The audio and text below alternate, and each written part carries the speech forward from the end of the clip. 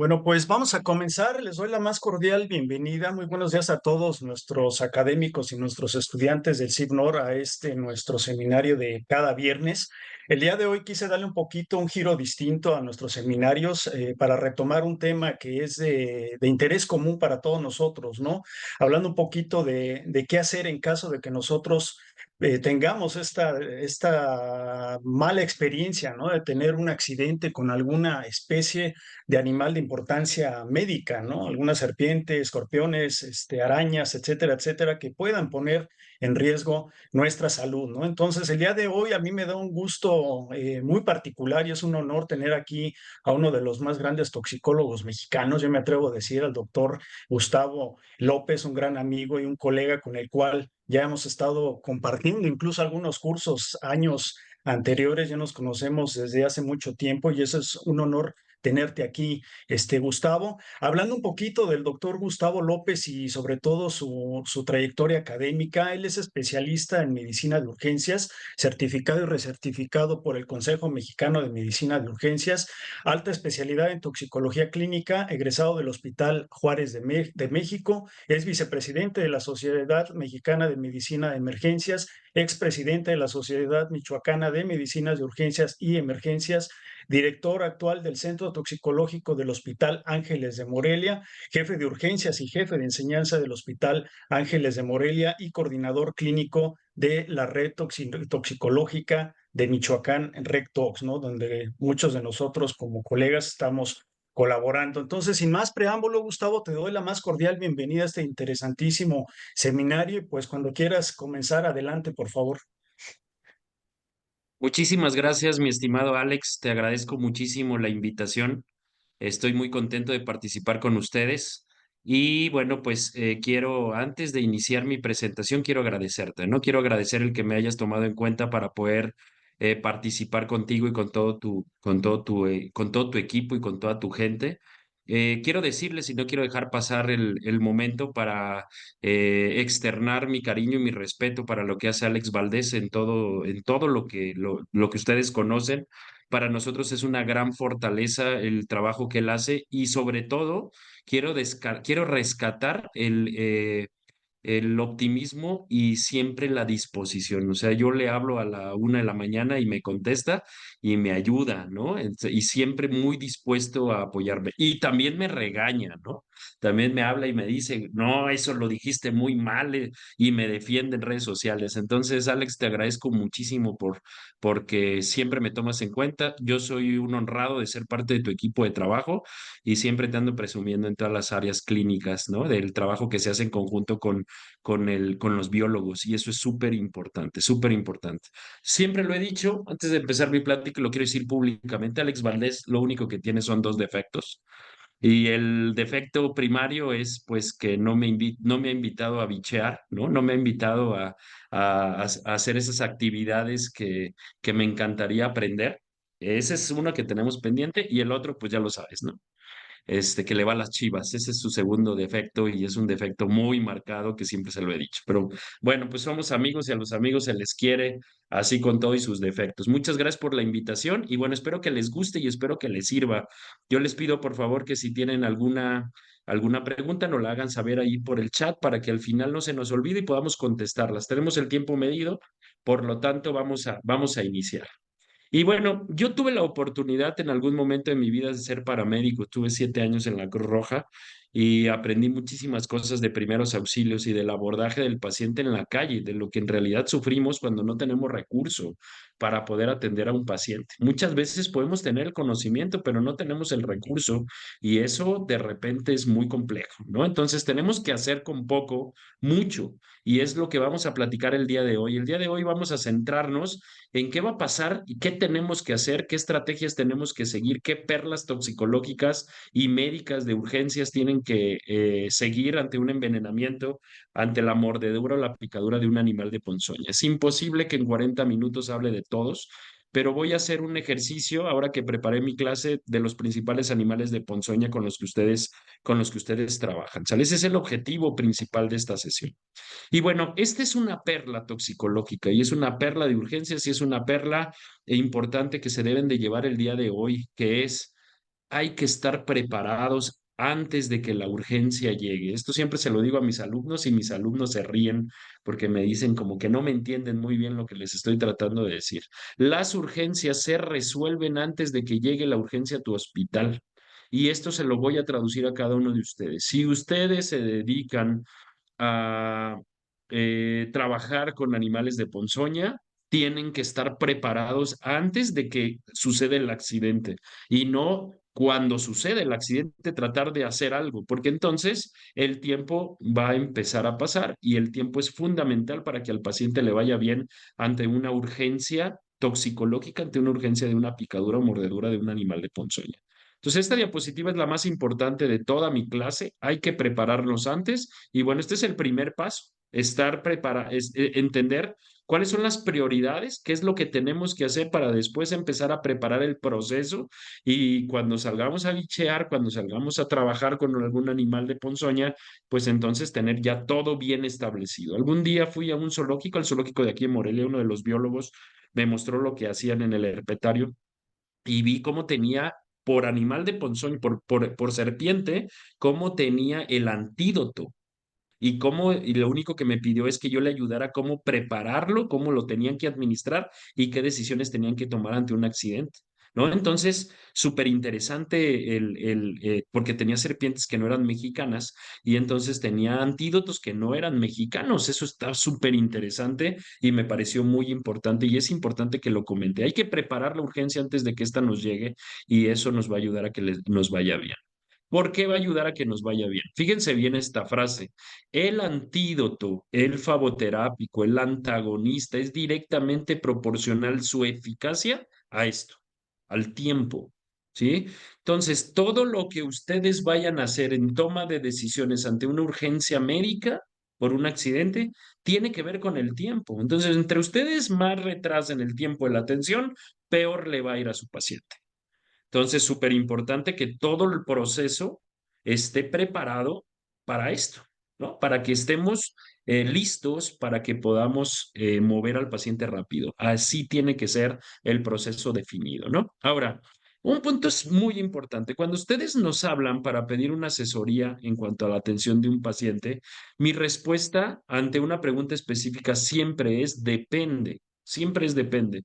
Y esta diapositiva también es muy importante porque tenemos que entender que existen tres picos fundamentales para la toma de decisiones. Y el primer pico será qué tipo de paciente es.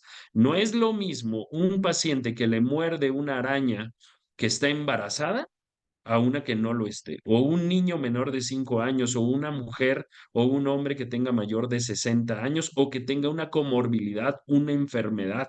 No es lo mismo un diabético, un hipertenso, un paciente con asma que le pique un alacrán, por ejemplo. ¿Sale? Entonces, bien importante qué tipo de paciente tenemos. ¿Es un paciente de alto riesgo o no lo es? ¿Es un paciente joven, así atractivo, ojo verde como yo? Pues no le va a pasar mucho a lo mejor, ¿no? O no me va a ir tan mal, pero es alguien mayor de 65 años, alguien un chiquito, menor de 5, una mujer embarazada, entonces hay que tener mucho cuidado. Ahora vamos a la gente, pues ¿qué fue lo que le picó? No, pues fue una araña violinista, o fue una araña viuda negra, o fue un alacrán. ¿De dónde es el alacrán? No, no es lo mismo, ustedes más que yo saben que no es lo mismo toda la franja del Pacífico, no es lo mismo en Guerrero, en Jalisco, en Nayarit, en Durango, en Michoacán, en Guerrero, no es lo mismo una picadura del tipo de animal de ponzoña que tenemos ahí, tipo alacrán, si es en la Ciudad de México, si es del otro lado del Pacífico, ¿no? Entonces, perdón, del Golfo de México. Entonces, es importante saber, pues, de dónde viene, ¿no? ¿Qué tipo de especie es para que nosotros podamos discernir, pues, si es un Oxyus o si ni siquiera es un Centuroides, ¿no? Entonces, súper importante saber qué tipo de agente fue y es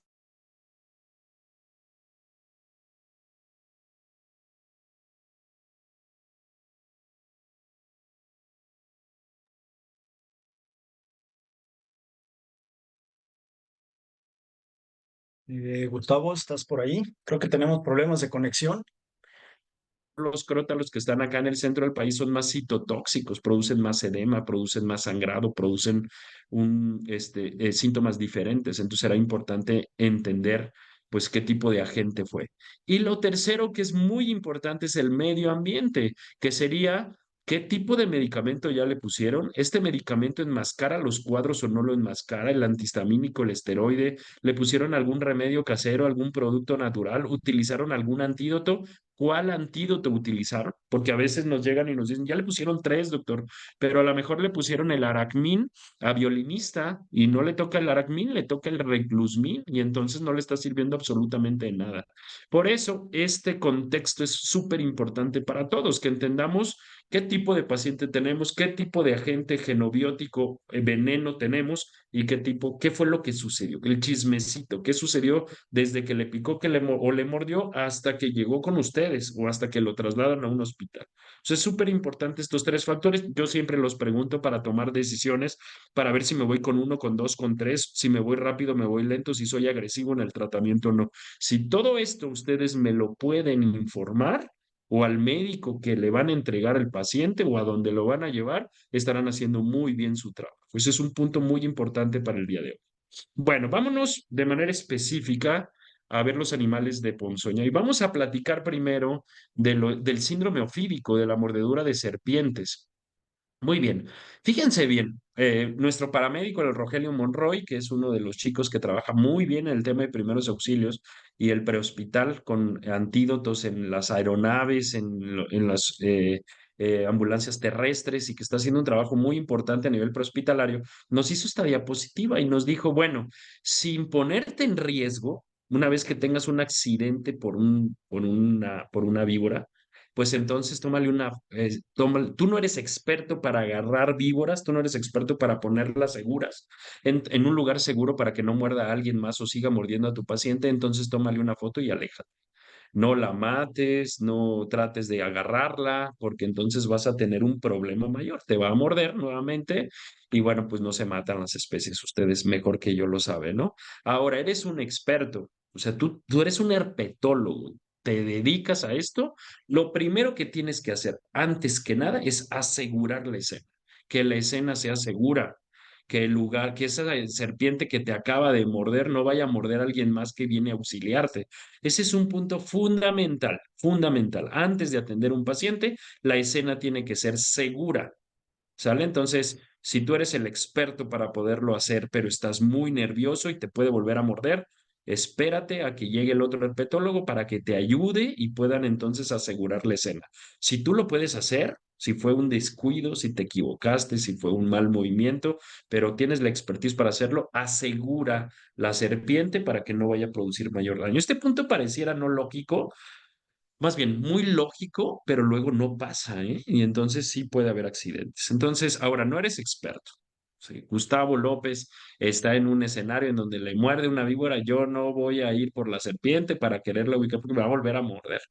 Entonces, ¿qué hago? Me alejo, tomo una foto bien tomada. Ustedes lo saben mejor que yo que la identificación taxonómica de la serpiente, pues se hace completa, ¿no? Una buena foto, porque luego de repente nos mandan cosas que son bien extrañas. Ahora, ¿cuál es el tratamiento prehospitalario? ¿Qué se debe de hacer y qué no se debe de hacer? ¿Qué no se debe de hacer ante una mordedura de una serpiente? Correr como loco, ¿no? Eso no sirve. ¿Por qué? Porque el que ustedes activen el sistema cardiovascular y que empiece a haber taquicardia, el veneno viaja más rápido dentro del organismo, en la circulación, y esto va a condicionar mayor envenenamiento. Entonces el paciente tiene que estar tranquilito.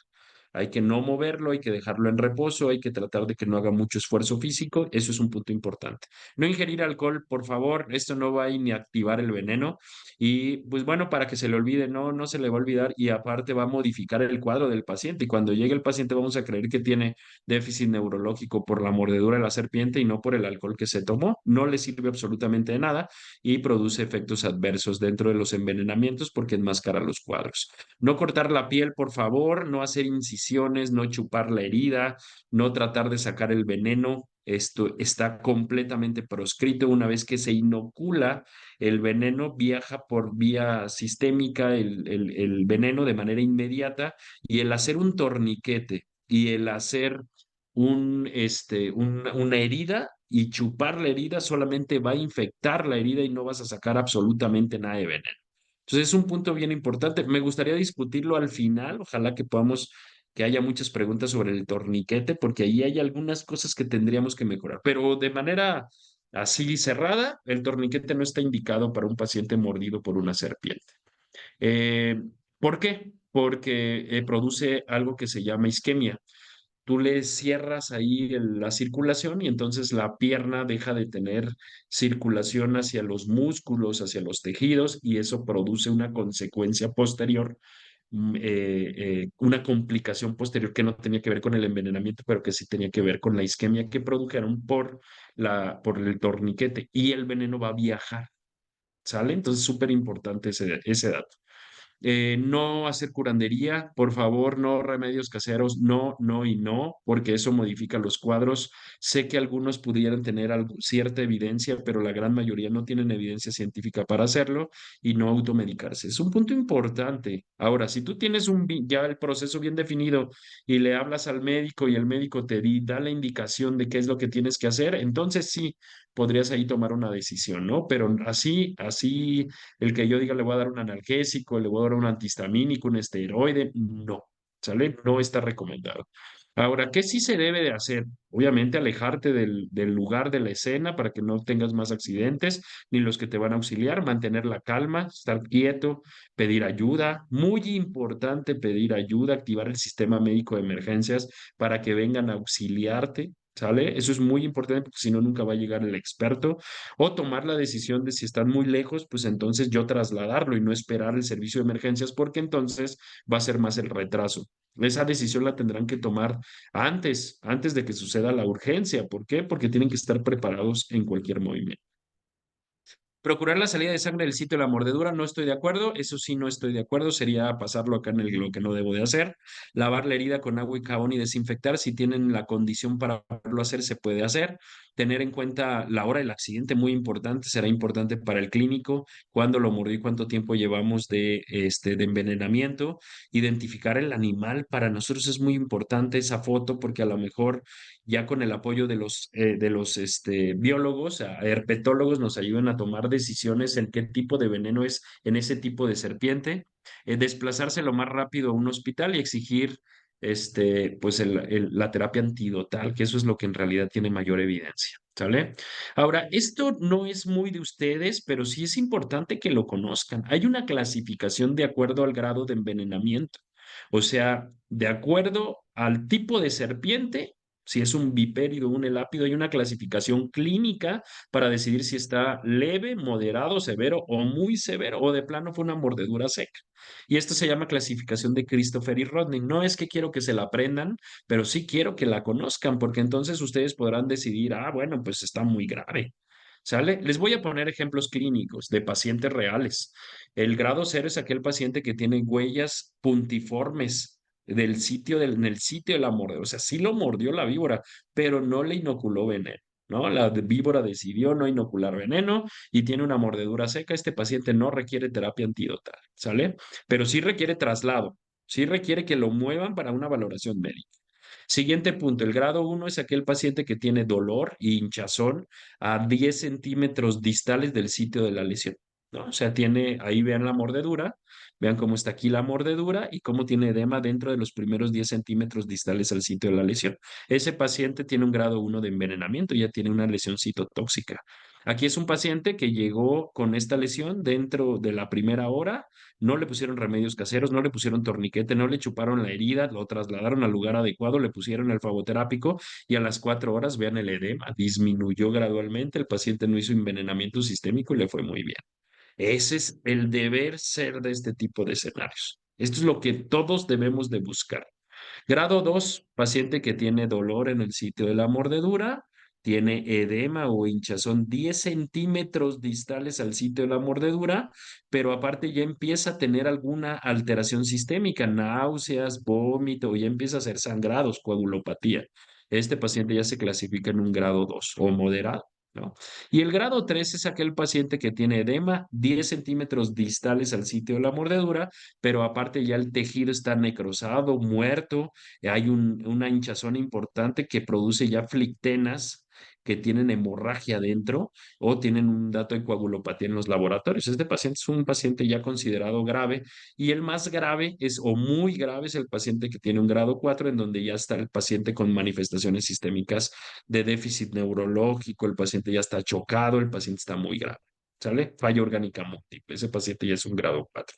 Entonces, el tiempo, insisto, y lo voy a decir durante toda mi plática, es fundamental para la toma para que le vaya bien o le vaya mal a un paciente. ¿Sale? Ahora, ¿por qué es muy importante saber el tipo de serpiente? O sea, para nosotros es muy importante saber el tipo de serpiente porque este paciente, por ejemplo, que ustedes ven aquí, es un paciente que pareciera tener manifestaciones neurológicas muy importantes. Está con déficit neurológico, por lo que le tuvieron que poner un tubo endotraqueal y una ventilación mecánica, pero aparte, vean cómo fascicula todos los músculos, está fasciculando. Yo creía en primera intención en el video que esto era un bipérido, que lo había mordido un crótalo, ¿no? Perdón, un elápido. Creí que había sido las manifestaciones neurológicas por un elápido, pero ya después cuando vi la citotoxicidad en la extremidad derecha, que estaba el edema, el sangrado, pues nos dimos cuenta que era esto, ¿no? Que era un crótalo lo que había mordido al paciente. Y luego esta pacientita en el centro del país, en la Ciudad de México, Hospital Infantil de México, vean las fasciculaciones faciales tan interesantes que tiene y también la mordió un crótalo. El tema es que el crótalo era un scutulatus y entonces por eso más neurotoxicidad que citotoxicidad. Lo que todos esperaríamos es que tuviera mucho edema, mucho sangrado, que tuviera falla renal, que el paciente tuviera coagulopatía, no, tenía más manifestaciones neurológicas, pero lo hizo no un coralillo, lo hizo un vipérido. Por eso es importante esa foto o por eso es importante saber qué tipo de especie fue. Y ahí nos ayudamos con el herpetólogo que tomamos decisiones en conjunto, súper interesante. Estos son, tómenle una foto, por favor, un screenshot a esto, que son los viales que debemos de aplicar ante un paciente mordido por una víbora. No es el objetivo de esta plática, pero esto es lo que utilizamos nosotros y lo tienen que conocer. Por ejemplo, ¿qué quisiera que conocieran de esto? Pues si tiene un grado 3 no se le ponen 5 viales como en el grado 1. Si es un grado 3 se le ponen hasta 15 viales iniciales. Por eso es importante que lo trasladen a un lugar en donde sepan manejar este tipo de pacientes, porque no todos los hospitales saben manejar este tipo de accidentes ofídicos y también no todos tienen el recurso para poder poner 15 viales o 16 o 25 o 31. ¿Sale? Entonces, súper importante esto. Por eso quería enseñarles esta diapositiva para que la tuvieran a la mano y supieran pues la diferencia que hay entre un grado de envenenamiento a otro. Ahora, esta es la clasificación para lápidos. No es lo mismo para vipéridos que lápidos. La otra era escala de Rodnin. Esta escala no tiene nombre, pero es dirigido al género Micrurus. Y bueno, tenemos, vean, más manifestaciones neurológicas y respiratorias que en realidad coagulopatías y sangrado, ¿no? O edema, ¿no? Tenemos más manifestación neurológica. Aquí quiero decirles un punto clave. Otra perla toxicológica. Siempre que hablen en mi clase durante el transcurso de estos 45 minutos, una hora, siempre que yo hable de perla, quiere decir que se tienen que despertar y que tienen que poner atención y que le tienen que anotar, porque son los puntos más importantes. Aquí hay una frase en medicina muy interesante que nos dicen en todas las escuelas y nos dicen, la clínica manda, esto es lo más importante. Los datos clínicos que el paciente tiene es lo más importante para toma de decisiones. En toxicología y en venenos, muchas veces, perla toxicológica, la clínica no manda. La clínica no manda. ¿Por qué? Estos pacientes por mordedura de verdadera coralillo pueden llegar al hospital y pueden comportarse durante las primeras 24 horas sin ningún síntoma. El paciente nada más tiene ni dolor en el sitio de la mordedura. Y ustedes lo saben, pues la mordedura de un elápido, pues en realidad no es un son de dos colmillotes como en los vipéridos, no son ahí una mordida que ni pareciera de una serpiente venenosa. Bueno, pues los pacientes pueden aparecer de manera súbita los síntomas a las 36 horas, 24 36 horas, y el paciente le empiezan a sentir dolor en el maxilar inferior, empiezan a tener voz débil, tosis palpebral, o sea, se les cae el párpado y hacen paro respiratorio súbito. Estos pacientes no alcanzan a llegar al hospital. Por lo tanto, todo paciente que lo muerde una verdadera coralillo tiene que ser hospitalizado por lo menos 36 a 48 horas y todos aunque no tenga síntomas, requieren terapia antidotal, requieren antiveneno, fagoterapia. ¿Sale? Perla toxicológica que necesitan conocer ustedes. Porque lo ven asintomático, viene una mordidilla ahí que no es tan importante, no lo trasladan, siguen en sus actividades, cuidado. Cuidado con ese paciente. De manera súbita puede presentar los síntomas. Este es el cómo vamos a poner el Coralmin. Es un fagoterápico diferente y vean las dos y son completamente diferentes a lo que ponemos en bipéridos. No se parece uno, un antiveneno al otro. No se parecen. Son dosis diferentes y son específicos para cada tipo de serpiente. Por eso no vale poner del verde en este y no vale poner del amarillo en los bipéridos. Aquí está. Este antivitmin es para bipéridos y este coralmin es para coralillo o el lápidos, ¿no? Por ejemplo, serpiente marina, que es de las más venenosas, aplicaría poner coralina, ¿no? Porque es un elápido. Entonces, esto por favor que quede muy claro, tómenle una foto porque muchos de los errores se cometen aquí, ¿no? Es donde, pues ya le puse 10 doc, y no responde, pues ¿de cuál le pusiste? No, pues del amarillo, no, era del verde, ¿sale? De algo le ha de servir, no, no le sirve de nada porque son específicos. Muy bien, bueno, pues ¿cómo se preparan? Creo que esto también es interesante para ustedes, ¿no? Saber cómo se preparan. Pues depende de los viales que vayas a poner. No sé, en esta clasificación vamos a poner 10 viales, ¿no? En estos 10 viales se hace la dilución del diluyente con el liofilizado. Entonces agarras el diluyente con el liofilizado, que es el polvito, pasas el diluyente al liofilizado, haces movimientos circulares, no lo tienes que agitar porque se rompen algunos enlaces, haces movimientos circulares y entonces lo diluyes en una solución salina de 250 mililitros, lo pasas intravenosamente y lo pasas para una hora. Después de una hora, revaloras al paciente a los 60 minutos, o sea, cae la última gota de los favoterápicos, pusiste 10 viales en estos 250 mililitros aforados y luego ya lo pasas para una hora, cae la última gota y te esperas 60 minutos para revalorar a tu paciente. Y entonces, después de eso, decides cuántos más viales le tienes que poner. Y la mayoría de las veces requiere 5 viales. Esto dependerá también del tipo de serpiente, del tipo de envenenamiento, del lugar endémico en donde estás. No es lo mismo Botrops, por ejemplo, que una serpiente, que una cascabel. No es lo mismo. Entonces tendremos que ser más agresivos dependiendo de el tipo de serpiente que sea. Pero para que vean cómo son las diluciones, la única alternativa es ponerlo intraóseo, que no es un procedimiento que ustedes hagan, que es un procedimiento meramente médico. Y bueno, también la intravenosa también es un procedimiento más de médico o paramédico. Entonces, sí, lo mejor es trasladar al paciente. Oiga, doc, ¿se pueden poner intramusculares? En esta situación, no, porque son, imagínense, 10 ampolletas, ¿no? Intramusculares. La verdad es que no es lo más recomendable en vipéridos. Ahora, en coralillo es el coralmil.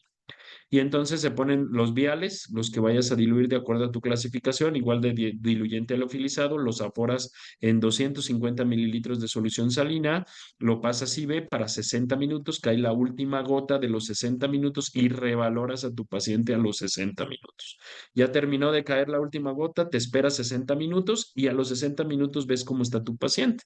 Si el paciente requiere más viales porque el envenenamiento no se ha resuelto, entonces le ponemos otros 5 viales y la única alternativa es intraóseo. Procedimiento médico. ¿Sale? Procedimiento médico. No recomendable poner los 10 viales intramusculares. Muy bien. Bueno, perdón que vaya tan rápido, pero pues es importante ver algunos puntos en tantos animales de ponzoña. Ahora vamos a ver vamos a hablar de los alacranólogos, del alacranismo. ¿Qué pasa con el alacranismo? Recuerden que el alacranismo es el número uno de los animales de ponzoña a nivel nacional y a nivel mundial, ¿no? Nosotros somos los número uno en picaduras de alacrán, pero también en mortalidad de este tipo de pacientes. Por eso tenemos que hacer algo, ¿no? ¿Cómo lo clasificamos en grados? Grado uno es aquel que tiene dolor en el sitio de la picadura y tiene ardor, tiene parestesias o adormecimiento alrededor de la picadura. El grado 2 es cuando ya los síntomas salen del lugar donde te picó, ya se fueron a la garganta y ya tienes sensación de cuerpo extraño. Ese sería un grado 2. El grado 3 es cuando ya hay una afectación a un órgano blanco. Por ejemplo, los cuatro órganos blancos principales es lo neurológico, lo neuromuscular, lo respiratorio y lo cardiovascular. Cuando hay uno de estos síntomas, ya en órgano blanco afectado, entonces ya es un grado 3 y en todas las condiciones requiere antídoto, en todas. En donde estés, ¿no? Aunque sea en la Ciudad de México, requieres antídoto. ¿Qué es lo que pasa? Visión borrosa, movimientos oculares que se llaman nistagmus, incoordinados. El paciente tiene diaforesis, que es sudoración profusa. El paciente tiene erecto el pene, sobre todo en los niños, eso es muy común. El paciente tiene manifestaciones neuromusculares como fasciculaciones, los movimientos que vieron en nuestros pacientes de la víbora pueden tener parálisis flácida que no movilizan bien las piernas, pueden tener problemas respiratorios como broncorrea, o sea que tienen lleno de secreciones, no pueden respirar adecuadamente, tienen dificultad para la respiración, se les sube la presión, se les sube la frecuencia cardíaca. Todos estos son síntomas de una picadura de alacrán. Y bueno, el grado 4 es el que tiene más, tres o más síntomas de estos y ya se convierte en un paciente muy grave. Recuerden, grupos de alto riesgo, niños menores de 5 años, mujeres embarazadas, mayores de 65 años y pacientes con una enfermedad que se relaciona a cualquiera de estos órganos, es un paciente de alto riesgo y hay que hacerlo muy rápido. Este paciente, abre los ojos, hijo. ¿Ves borroso? ¿No ves bien? ¿Sí ves a tu mami? ¿Sí la ves? ¿Te falta el aire? ¿Sí? ¿No puedes respirar, hijo? Abre tus ojos, mi amor.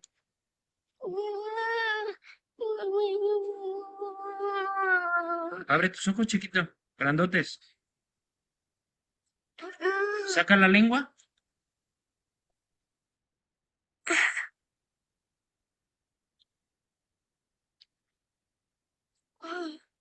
Sudoración profusa, el paciente está muy A ver, hijo. rojo, rubicundo, está agitado, inquieto, tiene mucha salivación. Vean el vaso cómo está prácticamente una tercera parte del vaso lleno de saliva. Tiene movimientos oculares incoordinados que se llaman nistagmus, fascicula la lengua, se le mueve la lengua así. Esos son datos de una picadura de Ya, alacrán chiquito, vas a aquí estar en bien. Michoacán. Tranquilo, ¿Sale? Se le tranquilo. Sí se puso el siente bien antídoto, feo, se pero le vas a estar pusieron, bien. este Ya te paciente están poniendo el requirió suero. en total ocho antídotos, 8 fagoterápicos. Vean ustedes Ya ahí tiene cómo el respuesta. paciente está desaturando, la saturación de oxígeno, la oxigenación está baja. Ahorita se va a ver bien y la presión está alta, la frecuencia del corazón está elevada. Vean, tiene 135. Este es un paciente con un envenenamiento grado 3, un envenenamiento moderado. Y miren, después de la A ver, administración dame de tus 8 ojitos. viales, Déjame obviamente ver los ojitos. revalorando, nos fuimos de dos en dos, cada media hora, hasta que el Voltea para paciente acá. estaba bien. Video. Ya el niño se veía mejor y el médico ya se escuchaba más tranquilo, no menos asustado. Entonces, estos Ahora son saca la datos de lengua, chiquita. envenenamiento. Ahora veamos otro en Michoacán, Cuaneo, Michoacán. ¿Quién es tu novia, Gael? ¿Ya te Vean los sientes bien? movimientos de los ¿Sí? ojos. ¿Ya no te duele nada? ¿Tienes sueño? Vean cómo A se ver, le volteame a mueven ver. los ojos, ¿sale? Se Acá llaman tenemos. nistagmus. Y vean la lengua, ahí se ve muy bien cómo se le mueve la A lengua. ver, Ahorita otra hago un vez. acercamiento. Grande. Y miren, eso se llama Ah, fasciculación, ¿sale? Bueno, vean pero este es ya con antídoto, ¿eh? Este paciente ya es con antídoto. A ver, vamos a ver si sale el video.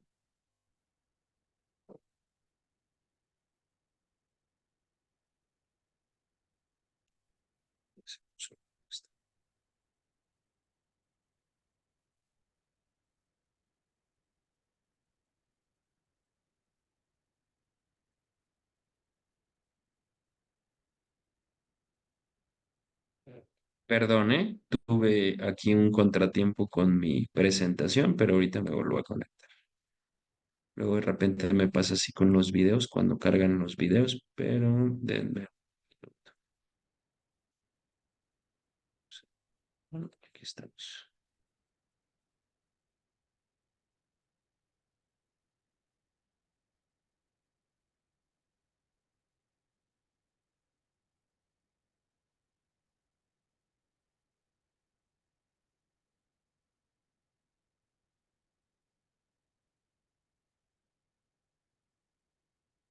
Muy bien. Creo que me están escuchando bien, ¿verdad? Y se ve bien mi presentación. sí, adelante. Muy bien, bueno, pues este es el tratamiento de estos pacientes. El tratamiento se llama Lacramín, ¿no? Y entonces se ponen de uno, dos, tres, cuatro o cinco viales juntos, dependiendo el grado de envenenamiento, el tipo de paciente, dependiendo del tipo de alacrán, la zona en la que esté, decidimos cuántos viales ponemos. Podemos poner desde uno hasta cinco juntos en pacientes con alto riesgo. Estos se diluyen en una solución de 50 mililitros, se pasan intravenosamente y se pasan para 10 minutos y luego después de 10 minutos se revalora al paciente en 30 minutos. O sea, dejas que haga efecto el antídoto y a los 30 minutos lo revaloras nuevamente y determinas si se le tienen que poner uno, dos, tres, cuatro o cinco viales más.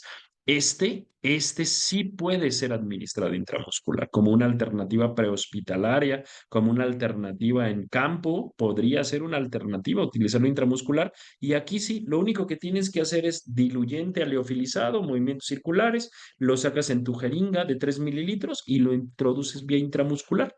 No es la mejor vía, pero si están en campo, les puede ayudar a llegar perfectamente al hospital para que den su atención médica. Eso puede ser, ¿sale? Importante decirlo. La otra alternativa es intraósea, pero es así para los expertos quien lo puede realizar, que eso sí prácticamente es hospitalario. Y algunos expertos prehospitalarios lo podrían hacer, pero nunca, nunca, nunca, nunca como una medida de primeros auxilios. La alternativa sería intramuscular. Muy bien, ahora vámonos a lo que le gusta a Alex, ¿no? El tema de las arañas.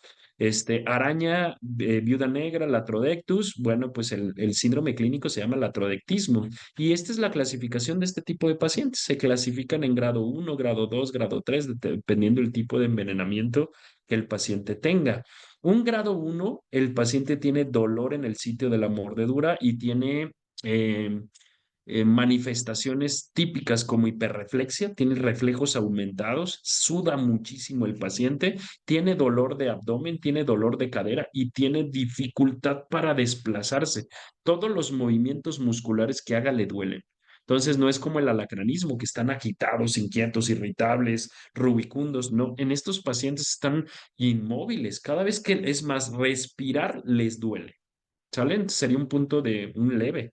Un moderado, ya el paciente empieza a tener dolor en el pecho, dolor torácico, empieza a hacer contracturas musculares bien importantes. El paciente empieza a hacer espasmos musculares y también puede tener erección del pene. Y en el grado 3 el paciente ya está confuso, ya tiene arritmias cardíacas, el paciente ya tiene una rigidez muscular generalizada, la frecuencia cardíaca puede subir mucho, puede bajar muchísimo, y eso lo hace un paciente muy grave. Estos son pacientes mordidos por una araña viuda negra, ¿no? Un moderado, el primero que les voy a mostrar, y un severo, el segundo.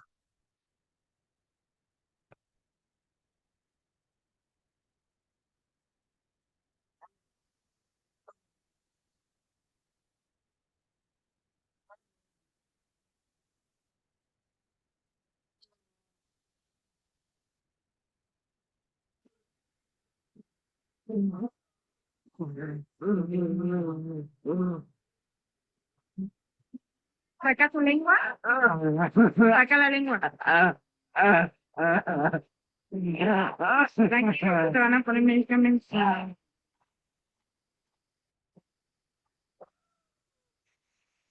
Esto es un paciente grave, tiene 30 minutos que le mordió una araña viuda Bueno, negra aquí en la ciudad de Morelia. El primero es así un paciente siento hueso, moderado, ¿no? tiene un dolor súper intenso. Vean las fases de dolor que el paciente tiene. Está sudando mucho, no se moviliza tanto porque le duele. Vean cómo se está quejando.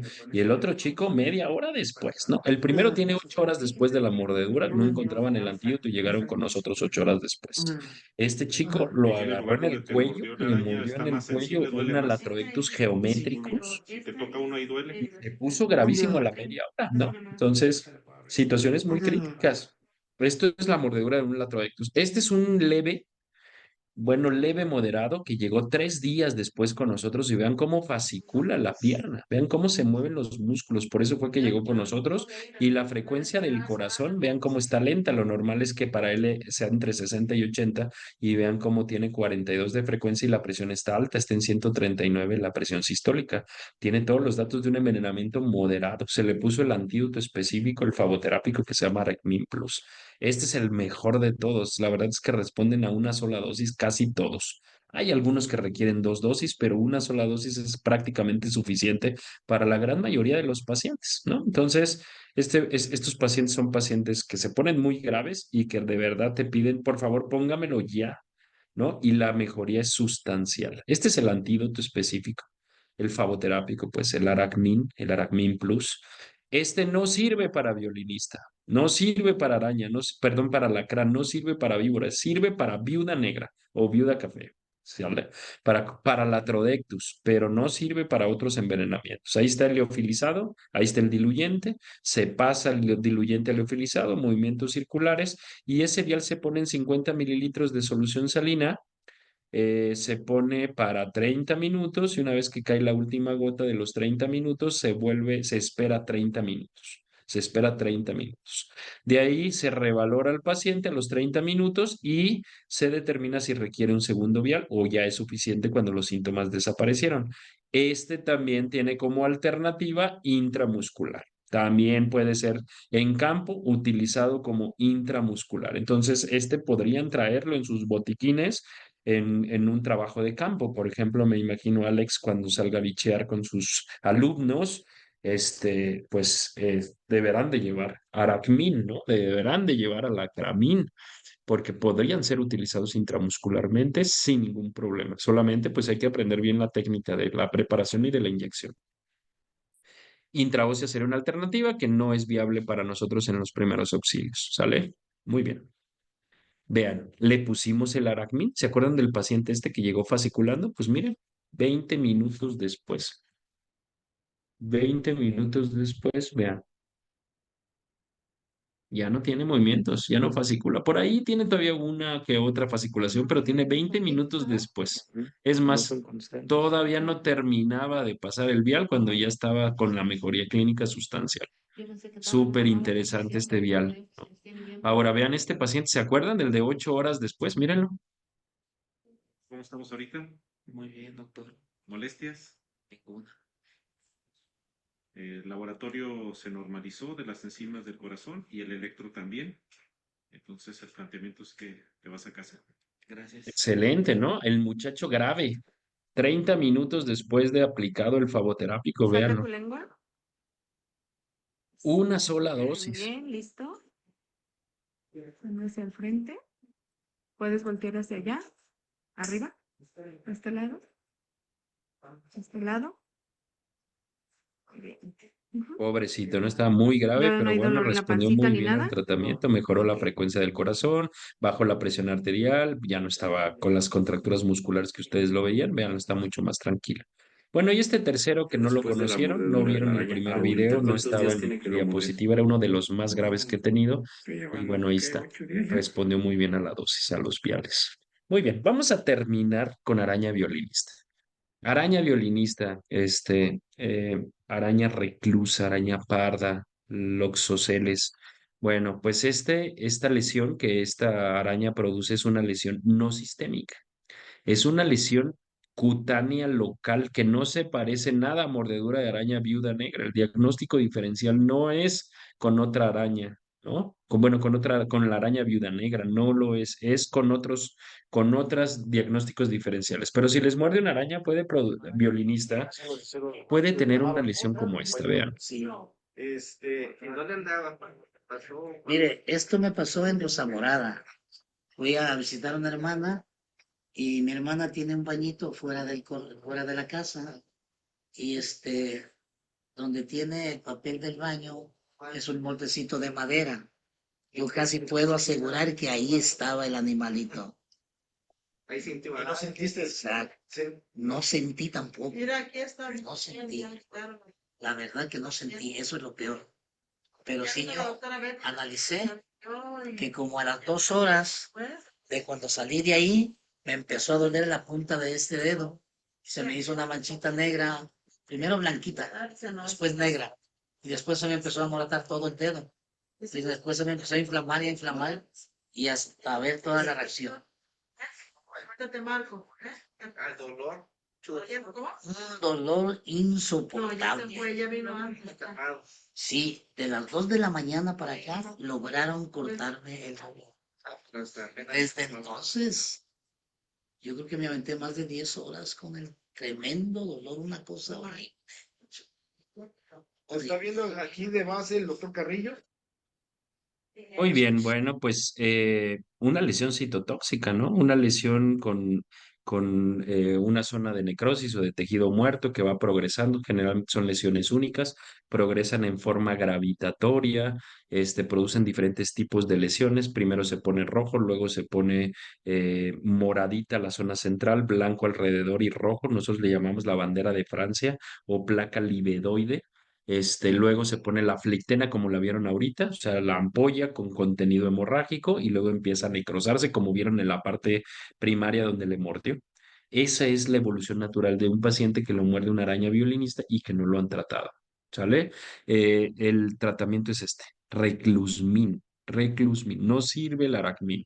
Uno, dos o cuatro viales, dependiendo del tipo de clasificación que tengamos, si es un niño, es un adulto, o si es leve, o si es cutáneo o cutáneo visceral, que es la forma más grave, el 15% de los casos en México.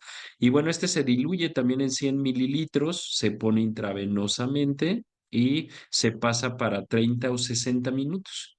Se tiene que revalorar al paciente una vez que termina la última gota hasta las 12 horas. A las 12 horas se ve la evolución de si siguió progresando la lesión y si los laboratorios se modificaron. Y sobre eso determina si le pones una segunda dosis de una, de dos o de cuatro, dependiendo del tipo de paciente que tengas. Entonces, esta es la forma de aplicar, de prepararse. No se utiliza intramuscular. Puede ser intraóseo en el hospital y no es recomendable que traigamos reclusmin en realidad en nuestro botiquín. ¿Por qué? Porque sí tienes tiempo para poder llegar perfectamente cuando te muerde una araña al hospital y hacerlo de una manera controlada. Por eso, ahora, si tú lo tienes porque trabajas con ellas, ¿no? Como Alex, por ejemplo, que trabaja con ellas, sí le recomiendo tenerlo, porque entonces tú llegas no para aplicarlo ahí, sino para que llegues al hospital y le digas, mire, aquí está el reclusmin y así se aplica. ¿No? O háblele al experto clínico para que le diga como, ¿por qué sí es importante? Porque no se consigue de manera sencilla. No lo venden en las farmacias, de repente las instituciones no lo tienen y sí hay que mover una red para que puedan tener el reclusmin y empieza a pasar el tiempo. Entonces, si trabajan con arañas violinistas, sí les recomiendo pues que tengan por lo menos su primera dosis. ¿Sale? Ahora, miren, ¿por qué es importante? Este paciente es del Hospital Juárez de México, el doctor Madrigal y su equipo, y vean cómo tiene una zona central equimótica, luego un eritema perilesional que sí, que no es un eritema frío, no caliente, que lo diferencia de una infección. Y bueno, aquí es donde le pones el vial y vean la evolución tan satisfactoria de este paciente y veanlo en la consulta externa. No se necrosó, no se murió el tejido, no se extendió. Si nosotros no le hubiéramos puesto o no le hubiera puesto Jesús, el doctor Jesús, el vial, pues entonces todo eso que ven rojo se hubiera extendido más y se hubiera necrosado, muerto y profundizado. El vial, vean lo que logró. Entonces, es muy importante el uso del reclusmin. Y vean lesiones que no utilizaron el reclusmin. Lesiones extensas, graves, que condicionaron una muerte de tejido muy profundo y que a los pacientes obviamente les fue muy mal. Los amputaron y se murieron, ¿no? Por un choque séptico. Entonces, muy importante el uso de la terapia antidotal. ¿Sale? Bueno, pues vamos a terminar. Terminamos a tiempo. Esta es mi penúltima diapositiva.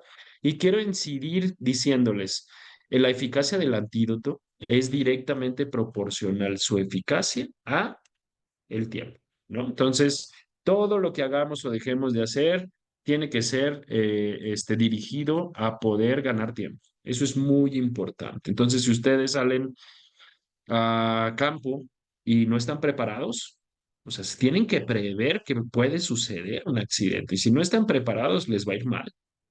La toma de decisiones puede ser incorrecta, pero si ya tienen un proceso bien definido, traen el recurso, lo trasladan al lugar que ustedes ya habían planeado de acuerdo a distancias o activaron el sistema médico de emergencia si llegó por ustedes porque era lo mejor, pues eso es lo que va a ayudar a hacer un verdadero primero auxilio adecuado, correcto, con una toma de decisión adecuada. O sea, todo tiene que ir en versión del tiempo. Vamos a sacar conclusiones. Estas son las conclusiones del tema que se tienen que llevar a casa el día de hoy, que es con lo que se tienen que quedar y que no se debe de olvidar. Y son cuatro. El primer punto es, este, No, no eran estos, perdón, ahí no eran estas conclusiones. Pero se las voy a decir yo. La primera conclusión era el tiempo. El tiempo es fundamental para tu toma de decisiones y todo tiene que ir basado en que el tiempo sea más corto para la aplicación del fagoterápico, del antídoto específico. Segunda, a veces es mejor no hacer que hacer. A veces es mejor no hacer que hacer en primeros auxilios. Déjenme explicarles esta frase. La, a veces dices, bueno, pues le tengo que hacer algo, pues ponle un torniquete. No, pues hay que hacer algo. De aquí en lo que llegan, pues hay que abrirle y hay que chuparle la herida. No, pues ¿sabes qué? Dale algo de tomar, de algo le ha de servir. No, no, no, no, no. A veces es mejor no hacer que hacer. Súper importante. Hay que saber qué tienes que hacer. Y lo mejor, que sería mi tercer conclusión, sería decirles que lo mejor es estar preparados, ¿no? Saber el proceso antes de que la urgencia llegue. Ese es súper importante, es lo mejor. Y si tienes dudas, hay que apoyarte, que sería mi cuarta conclusión. El trabajo en equipo es lo mejor. Y entonces, si ustedes nos ayudan muchísimo en la etapa, en la parte de taxonomía, en la identificación de condiciones del animal de ponzoña que son súper importantes para tu toma de decisiones en la clínica, ¿por qué nosotros no podemos regresarles algo? Si ustedes tienen un accidente, háblenos y díganos, ¿qué hacemos? Tenemos este escenario, pasó esto, esta es la foto, este es el tipo de serpiente, esta es la condición, el tiempo de traslado es tanto, ¿qué hacemos? Y nosotros les ayudamos a tomar la mejor decisión. Ese es trabajo en equipo. Entonces, el trabajo en equipo ha dado mejores resultados. Desde que Alex nos apoya y todos los biólogos nos apoyan en la Retox, nos va mucho mejor, mucho mejor. Y no lo digo porque me invitó el día de hoy, en realidad, él lo sabe que así lo presumo, porque es un gran apoyo del herpetólogo, del aracnólogo, del alacranólogo para nuestra toma de decisiones. Siempre platico la historia a mis alumnos cuando le hablé una vez a Alex y me dice, oye, ¿este es una Latrodectus o este es una Steatoda? Y él me decía bien chistoso, me decía, Gustavo, no manches, o sea, tanto que te he enseñado, ¿qué no ves? ¿Qué no le ves la tibia a la araña? Y yo decía, ¿la tibia a la araña? No, pues le conozco la tibia a mis pacientes, pero a la araña no. Entonces me decía, ahí está la diferencia, ¿no? El abdomen, que es un poquito más largo y que la distribución de los colores y la tibia, ahí está la clave. No, pues nunca lo voy a saber. Por eso estás tú, mi experto, para que me ayudes. En la clínica, al revés, igual, chicos, ¿no? No estén dando recetas porque luego nos confundimos y confundimos a los pacientes y hay muchas cosas que tomar en cuenta. Súper importante que mejor lo hagamos en conjunto. Eso nos va a dar mejores resultados. Pero eso sí, los primeros auxilios son fundamentales, qué sí hacer y qué no hacer. Ese era el objetivo de esta plática. Y mi último, que son cinco perlas toxicológicas y 5 conclusiones, y este es muy importante, las Chivas no son el mejor equipo de fútbol de México. Eso quería dejarlo hoy en claro para que Alex, lo tenía que decir y se dijo, ¿no? Pues muchas gracias. Aquí está mi teléfono, aquí están todos los datos del centro toxicológico en lo que podamos apoyarles. Tenemos asesoría toxicológica 24/7. Si ustedes tienen cualquier situación 24/7, nosotros asesoramos completamente gratuito. Y bueno, aquí está el código QR. Estas son nuestras redes sociales. Ahí tenemos en Facebook, en Instagram, en Twitter. Tenemos nuestras redes sociales y bueno, aquí está el código QR para que ustedes puedan sacar toda la información que requieren del centro toxicológico. Con todo gusto nosotros los podemos apoyar. Pues termino 5 minutos antes para el tema de preguntas y respuestas y nuevamente muy agradecido con Alex por la invitación. Estoy a sus órdenes si hay alguna pregunta. Muchísimas gracias, Gustavo, por este interesantísimo seminario, esta plática tan intensa y sobre todo tan informativa, ¿no? Tenemos tiempo para algunas preguntas. Aquí en el chat ya teníamos un par, por lo menos una. Nos comenta Leodoro Corrales, ¿las ampolletas con los liofilizados se aforan a los 250 centímetros cúbicos o se suman a los 250 centímetros cúbicos? Buena pregunta, se aforan, se aforan. Si, por ejemplo, es una serpiente, ¿no? Y vamos a ponerle 10 viales. Vienen en 5 mililitros, tu diluyente con tu liofilizado, si son 10 viales, son 50 mililitros. Entonces lo aforas y lo pones a 200 mililitros, ¿no? Le quitas los 50 mililitros a la solución de 250, entonces 200 más los 50 aforados ya hacen los 250 y eso es lo que vas a pasar para una hora. Perfecto, muchas gracias por la pregunta y muchas gracias por la detallada respuesta. La doctora María Luisa Jiménez tiene una pregunta. Adelante, doctora, por favor. Sí, muchísimas gracias por su plática, muy interesante, muy ilustrativa. Vamos a seguir todo con detenimiento. Mire, yo tengo muchos años trabajando aquí en la península con arañas. Y en una ocasión hicimos unos estudios para ver la distribución, ¿verdad?, de las arañas que se introducían en casas y las que estaban fuera. Y lo que vimos es que, por ejemplo, la Latrodectus geometricus estaba muy asociada en las periferias de las casas, porque estaban muy cerca del campo. Y lo que hemos visto durante este tiempo es que ha habido, pues, muy pocos casos de picadura por arañas en el caso de Latrodectus geometricus. Y me llamó mucho la atención de que usted mencionara el caso de que pobre paciente, ¿verdad? Que fue a causa de una Latrodectus geometricus. Y esto me lleva a la siguiente pregunta. ¿Es por la cuestión de distribución geográfica, la toxicidad podría variar de Latrodectus geometricus, digamos, en Morelia, que sería diferente, o en esa parte, esta región de México, en relación con la península? ¿Se han hecho estudios de esto? Muy buena pregunta. Y ahí me va a ayudar Alex seguramente en esto, pero yo cuando contesto esto es porque he escuchado a Alejandro Valdés, ¿no? Y siempre presumo parezco hasta experto ahí, aracnólogo. Y Alex nos ha enseñado que esta araña efectivamente fue introducida, ¿no? No es una araña local mexicana y que ha ganado mucho espacio porque tiene una gran capacidad de adaptación. Entonces se ha metido en lugares donde no estaba. Eso es lo que yo he escuchado de Alex. Bueno, pues a contestar la pregunta es, me han dicho los biólogos, aracnólogos, me han dicho, oye, pero en teoría la Latrodectus geometricus no tendría que ser tan venenosa como la Latrodectus mactans. ¿Por qué te dio el paciente más grave? No lo sé, puede ser por el sitio de la picadura. ¿No? Puede ser porque haya sido en el cuello en este paciente y entonces de rapidísimo hizo el envenenamiento en menos de media hora y estaba tan grave. Puede ser eso, puede ser alguna característica propia de esa araña o puede ser alguna característica propia de mi paciente, ¿no? Que sea comórbido, que tenga algún tipo de sensibilidad para el tipo de este veneno. El tema es que yo ya he tenido 2 casos de latrodectus geométricos graves. Entonces, eso es lo que hemos ido aprendiendo entre los clínicos y los taxónomos ahí con Alex, porque él me decía, es que, híjole, yo creí que no pudiera haber ser un envenenamiento tan grave, ¿no? Estamos aprendiendo, doctora María Luisa. La verdad es que el tema de las especies cada vez nos sorprende más. Hay una gran bueno, ustedes lo saben más, pero hay una gran diversidad en los tipos de venenos ahora, en los cambios climáticos que ha habido, pues nos está condicionando también cambios en la clínica, ¿no? Habrá que hacer más investigación con ello, pero pues eso es lo que nosotros hemos encontrado, por ejemplo, acá en Michoacán. Algo que me parece interesante que me gustaría decirlo ahorita, el maestro Chávez Aro seguramente lo conocen, es el alacranólogo experto a nivel nacional.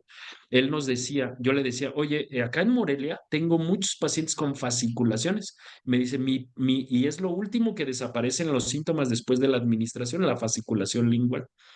Y él me decía, ¿qué crees? Yo en León, Guanajuato, tengo más nistagmus que fasciculación y es lo último que desaparece en mis pacientes en León. Entonces, claro que tiene que ver con la especie y claro que tiene que ver con el tipo de veneno, ¿no? Entonces, en Retox estamos haciendo algo interesante porque estamos compartiendo la clínica con lo que los expertos taxónomos nos dicen, ¿no? Y estamos haciendo cosas interesantes. Espero que haya contestado su pregunta, doctora. Sí, muchísimas gracias, claro que sí. Muchas gracias, doctora, por la interesante pregunta. Y sí, ¿no? Como bien dice el doctor Gustavo, pues hay mucho por investigar y sobre todo mucho que aprender de este tema, ¿no? Ya no nos queda tiempo más que para una pregunta. Hay muchas felicitaciones, Gustavo, en el chat por parte de colegas de aquí del CINOR, también conocidos. Me pregunta una de mis estudiantes, Celeste, dice, muchas gracias, doctor, excelente ponencia. Mi duda es, creo que es bien conocido que el hielo como tratamiento prehospitalario tampoco es recomendable. Sin embargo, he visto algunas fuentes de gobiernos que recomiendan colocarlo en la zona de la herida. Me hace pensar que bajo algunas circunstancias se puede utilizar. ¿Cuál sería la recomendación? Híjole, nos vamos a pelear porque es un tema discutido en lo médico, pero la respuesta sería ¿de qué animal de ponzoña me hablas? ¿No? O sea, no es lo mismo en alacrán que en viuda y no es lo mismo en viuda que en serpiente. Pero te voy a decir algo, nosotros hemos hecho un estudio en el Hospital Juárez, de hecho lo tenemos publicado con loxoceles y con serpiente de cascabel, con vipéridos y le ponemos hielo a los pacientes y lo peleamos con los demás clínicos que nos dicen, no estamos de acuerdo, puede producir mayor necrosis, mayor vasoespasmo, hay menos perfusión en el tejido, más necrosis, pero también por ahí hay algo que dicen, algunos artículos que no tienen evidencia tan fuerte, dicen que es termolábil la mordedura, el veneno de la mordedura de la araña violinista, entonces que produce menos daño y sí el edema sí mejora circunstancialmente, importantemente, tanto en bipérido como en loxoceles. Entonces, nosotros sí utilizamos hielo. Eso sí, utilizamos el hielo de manera frappé, no lo ponemos nunca directo en la lesión, siempre se pone en una bolsita o en un trapito y le dejamos caer ahí el hielito y lo deshacemos por 15, 20 minutos, no periodos largos. Y eso mejora mucho el edema y mejora también los síntomas del paciente. Hormiga, avispa, las compresas frías, híjole, les ayuda muchísimo para el dolor, muchísimo, disminuye mucho la ansiedad del paciente y el dolor. Entonces tendríamos que platicar de qué animal de ponzoña para poder discutir un poquito sobre el tema. Perfecto, muy bien. Pues muchas gracias por la respuesta. Desafortunadamente ya no tenemos más tiempo para preguntas. Sin embargo, el doctor Gustavo pues les dejó el contacto. Si quieren alguna duda o algún caso por algún accidente, pues ya saben, ¿no? Pueden contactarlo directamente a él. Él siempre está, es muy activo y siempre responde, así es que les puede ayudar sin ninguna duda, ¿no? Entonces vamos a terminar por el día de hoy. No sé si quieras agregar algo más, Gustavo, antes de terminar, por favor.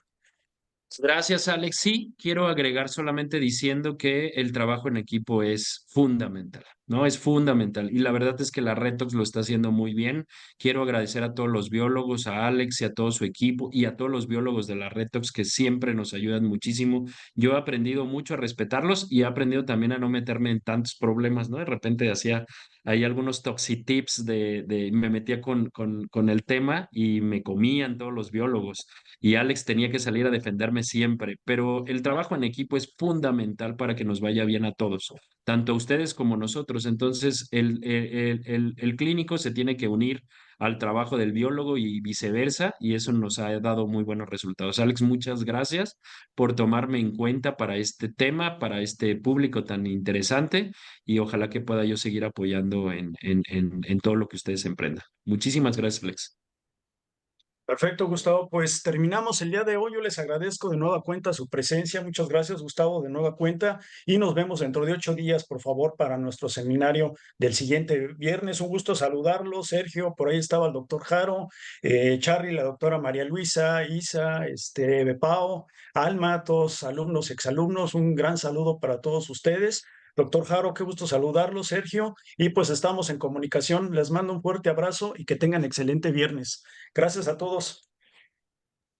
Cuídense, saludos a todos los maestros.